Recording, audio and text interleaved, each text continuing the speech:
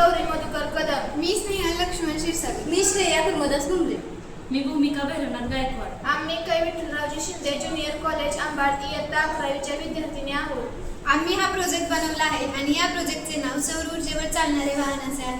या प्रोजेक्टचा शेतकऱ्यांना खूप मोठा उपयोग आहे. या प्रोजेक्ट विषयीची माहिती आपण पाहूयात. पेट्रोलवरती वाहन चालवतो, यामुळे पर्यावरणाचे खूप प्रदूषण होते. तसेच डिझेल व पेट्रोल तयार करण्यासाठी लागणारे इंधनाचे साठे मर्यादित आहेत.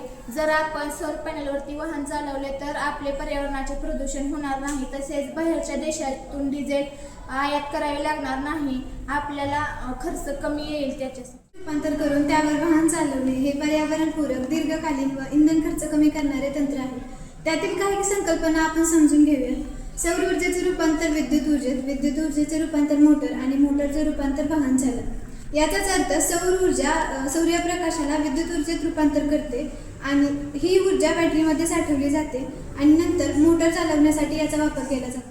काही असणारे आवश्यक घटक आपण पाहूयात. सौर पॅनल सूर्यप्रकाशाचे थेट DC विजेत रूपांतर करतात. उदाहरणार्थ मोनोक्रिस्टलाइन किंवा पॉलिक्रिस्टलाइन पॅनल वापरले जातात. हे वाहनाच्या छतावरती बसवता येतात. नंतर चार्ज कंट्रोलर सौर पॅनलमधून येणाऱ्या विद्युत प्रवाहाचे नियमन करतात. बॅटरी ओव्हरचार्ज किंवा डिस्चार्ज होऊ नये म्हणून आवश्यक असतात. बॅटरी लिथियम आयनची बॅटरी सर्वोत्तम पर्याय आहे. सौर पॅनलने तयार केलेली वीज यात साठवली जाते. DC मोटर बॅटरीतून विद्युत ऊर्जेचे यांत्रिक ऊर्जेत रूपांतर करतात. मोटर वाहनाचे चाक फिरवते. कंट्रोलर मोटाराचा वेग व दिशा नियंत्रणासाठी आवश्यक असतात. करत असलेल्या प्रोजेक्टची कार्यप्रणाली पुढील प्रमाणे. सौर पॅनल सूर्यप्रकाशाचे रूपांतर DC ऊर्जेत करतात. हे DC ऊर्जा चार्ज कंट्रोलर बॅटरीमध्ये साठवतो.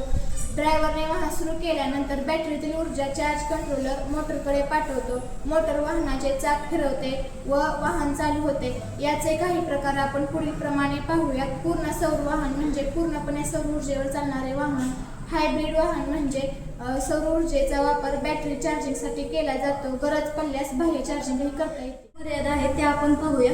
सौर पॅनलचे क्षेत्र जर कमी असेल तर ऊर्जा निर्मिती मर्यादित असते आणि सौर पॅनलचे क्षेत्र जर जास्त असेल तर ऊर्जा निर्मिती मोठ्या प्रमाणात होते. तसेच सौर पॅनल जर हवामानावर अवलंबून असेल तर ढगाळ वातावरणात त्याची कार्यक्षमता कमी असते आणि ऊर्जेचे रूपांतर आपल्याला कार्यक्षमतेत करायचे असेल तर उच्च दर्जाचे घटक आपल्याला आवश्यक असतात. तसेच भारतात काही सौर पॅनलची उदाहरणे आहेत ती आपण पाहूया.